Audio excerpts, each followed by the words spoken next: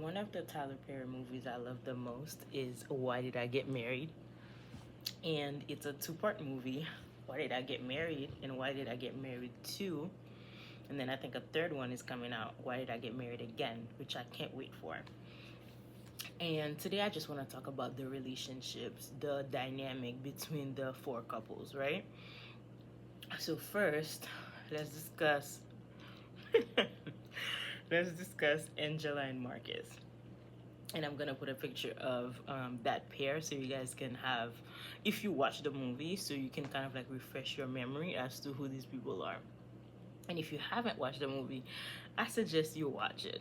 You know, it's just a movie showing how four couples behave on a trip, what they learn, everything. I'm a psychology major. Well, I'm actually a social worker, so I love seeing dynamics between different people, especially when it comes to marriage and relationships, right? So Angela and Marcus, this is the couple where the woman is the alpha in it, right? So Angela was an alpha. She was always cussing at Marcus. She was always disrespecting him. She was always like on top of him, yelling at him, screaming at him. Whereas Marcus was afraid of Angela, right? He was afraid of her. He feels emasculated at all times. Here and there, he would kind of like put his foot down, but Angela would not take him serious. There was a point in the movie where Marcus was working at Angela's hair salon, so that's further reasons why she didn't respect him as a man. Like, as a man, if you don't have your own, money moves, the woman you're with will less likely respect you as the man because you work for me. Like, you're my employee. So it's just like, yeah. So that's the relationship between these two, right? She was the alpha. The relationship was super toxic, but they did have one thing going though. They would have really hot, schmecks. So that's what happens in these types of relationship. It's toxic, it's disrespectful, but the schmecks, it's there, which is another reason why the man, well, on top of the fact that he's scared to leave, but he also enjoys that part of things because men will be men. Regardless of how the relationship is, if the schmecks is good, he's more likely to stay. That's men for you. So she would listen to him sometimes when things are getting really kind of like terrible in the relationship, but for the most part she would not listen. So that's the relationship between these two. So my verdict on that relationship is that they will always be together because they're toxic together. They will always be together, but it will remain toxic. There will be periods here and there, such as in the movie, to where they got into an understanding and they both agreed to stop talking crazy to each other. But did that last? No. That's just the dynamic of that relationship. So there will be periods where they will promise to each other, they will stop doing this, they will stop saying that, they will stop engaging in this. They will do it for a period, a short period, and then they will go right back to who they actually are. So that will happen. They will continue to have hot schmacks. Um, Angela will continue to be on top of him, as his boss, as, I'm telling you what to do. I'm the man here as the woman. So, but the idea is they will always be together, and that's not the type of relationship you want. You don't want the man to be afraid of you. You want him to respect you. So it's not a good relationship. However, it's likely to stay more than the relationship I'm going to talk about next. The next relationship I want to talk about is Sheila and her first husband. So her first husband, I forgot what his name was. Let me Google it. Sheila's husband. So Sheila and Mike. Yes, Mike. Sheila and Mike. So the first relationship I described between Marcus and Angela, that relationship is more likely to stay than Sheila and Mike's relationship. Why is that? Sheila and Mike's relationship is a relationship where the woman is very, very extremely submissive. has really extremely low self-esteem, and the man is on top of her, above her head, right? He had the means financially. They were together since, high school, or I think college days, so it was a long time ago. He was her first. Well, at the end of the movie they talked about how it was actually true, but she behaved as though he was her first, right? So this is the kind of relationship where the man is really disrespectful to her, you know um mistreating her, financially, emotionally, verbally. Yes, verbally, he would call her, big, fat. He would call her, a cow. um he would just really disrespect her, and what's worst is that he would do it in front of friends, in front of strangers, in front of just anyone. I remember that scene when they were about to board the plane, and then Sheila's friend was there. Mike was completely fine with, telling his wife Sheila, like, hey, you have to pay extra for your ticket because you're big. You refuse to walk. You're big, so get off the plane, in front of Sheila's friend.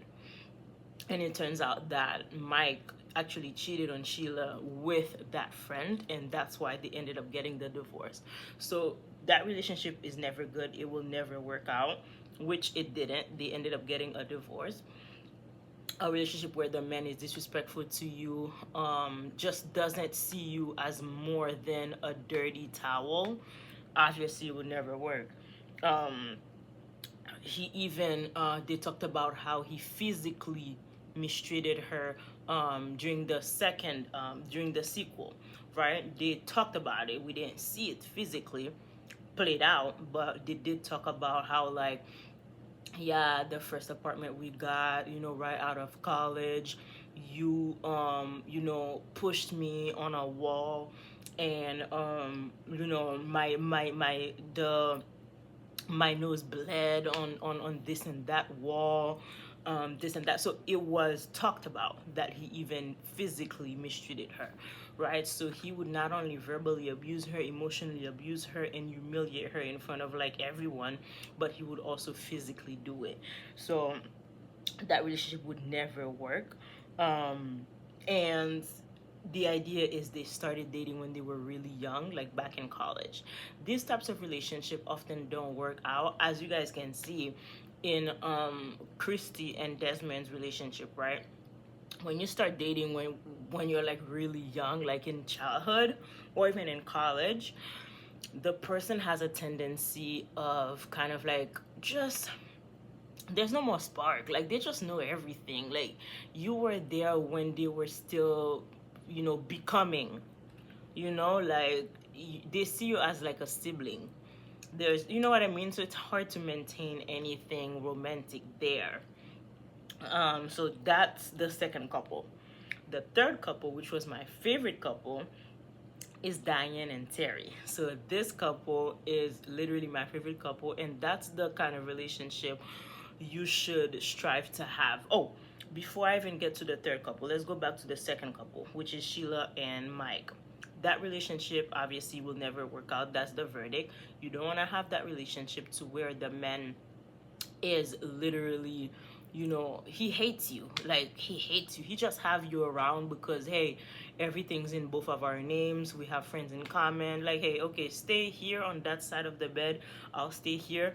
Obviously I'll cheat, but yeah, just it costs more. It costs more to divorce you. So just stay here, don't look at me, don't talk to me. So obviously that relationship didn't work out, and it can never work out. So that's the verdict. So moving on to the third couple, Diane and Terry. That couple, Terry is played by Tyler Perry himself. So I love that couple. This is the relationship I have in my marriage right now. That's the relationship that works out, right? What happened with this couple? So this couple is the best couple. That's the couple where like the guy is an alphabet. And I got that term from dating coach Anwar White, where a man is an alphabet, where he has a mixture of characteristics of both alpha and beta. So he's alpha in a way, like he leads, he takes care of business, he takes care of his children. You cannot disrespect him, you cannot talk to him in any kind of way. He respects you back. Okay, he just takes care of business, he's a man. And then the beta side, to where he listens to you, he cares for you, he cares for your opinion, he doesn't mind, listening to what you have to say, he compromises with you, he gets you gifts, he's still interested in you know romance, like schmecks with you, healthy schmecks, right? So that's the dynamic of that couple. I love that couple. He lays down the law, she listens to him, they both compromise. She stands her ground on things that she feels firm about. He stands his ground on things that he feels like, okay, as the man, as the head, this is what we're gonna do in this marriage. For instance, I remember this scene where Terry caught on to Diane about the fact that they've been doing what married people do in the bedroom, but she never got pregnant a second time, because they did share one daughter together already. And it turned out that she had her tubes tied and didn't tell Terry. So obviously Terry got upset. Terry told her, like, hey, this is not acceptable, you're not compromising in this marriage, this and that.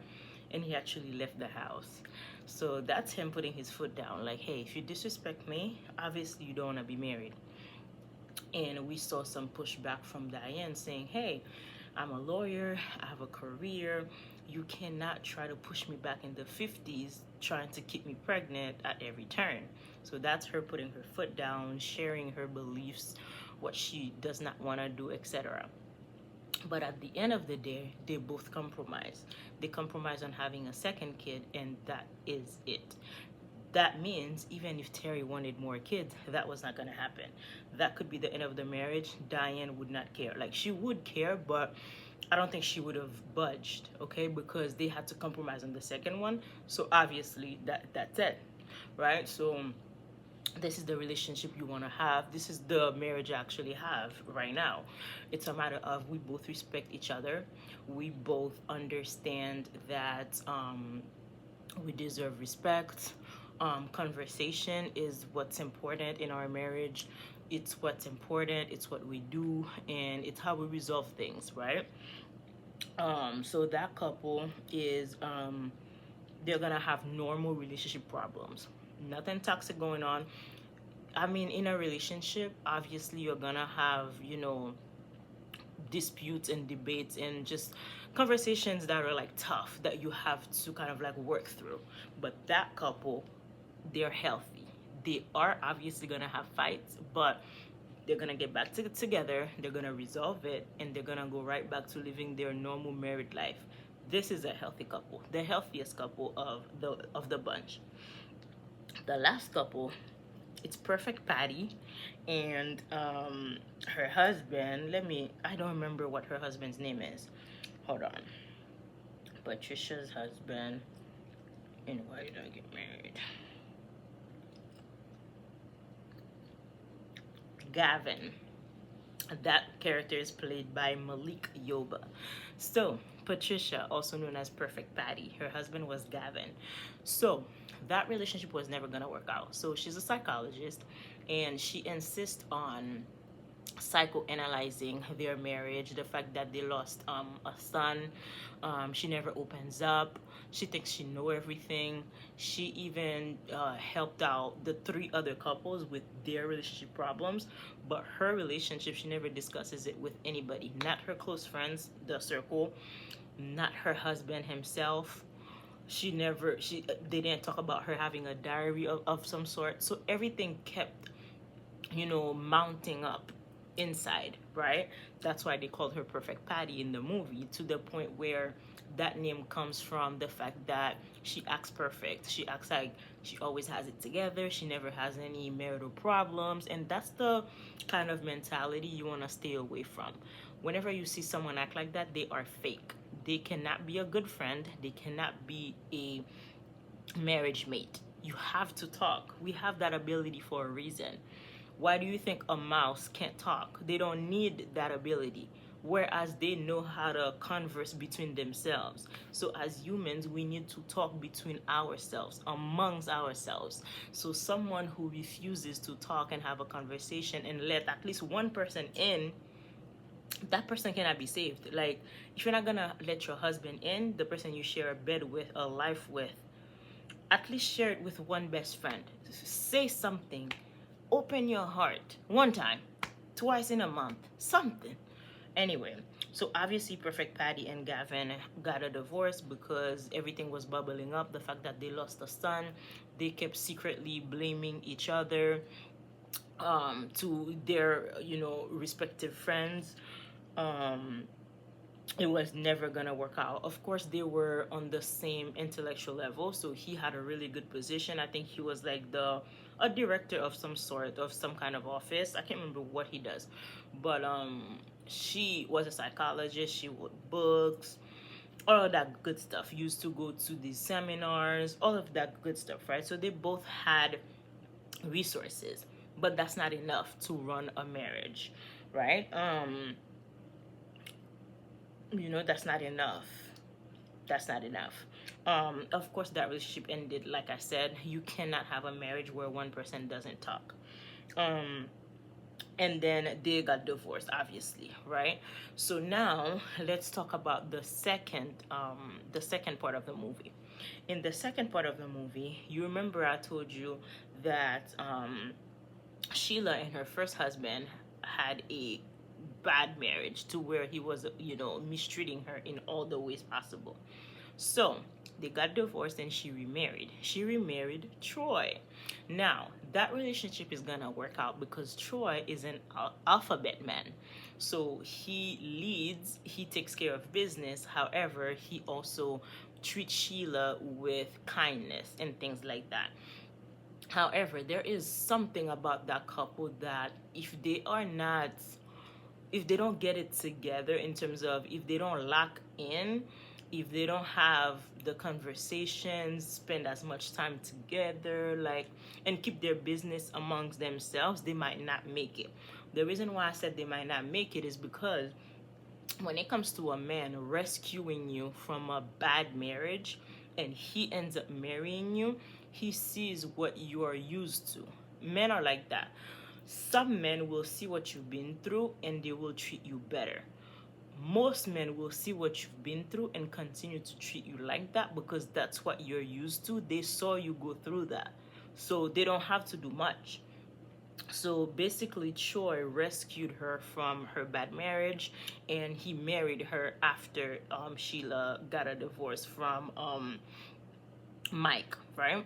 So that's a bad look. The fact that he got with you after he saw everything, the mistreatment, all of that stuff. So they have to be careful. The relationship might work, but they need to be really careful and they need to really lock in. They need to, make sure they keep an eye on their marriage. They cannot just, relax too much.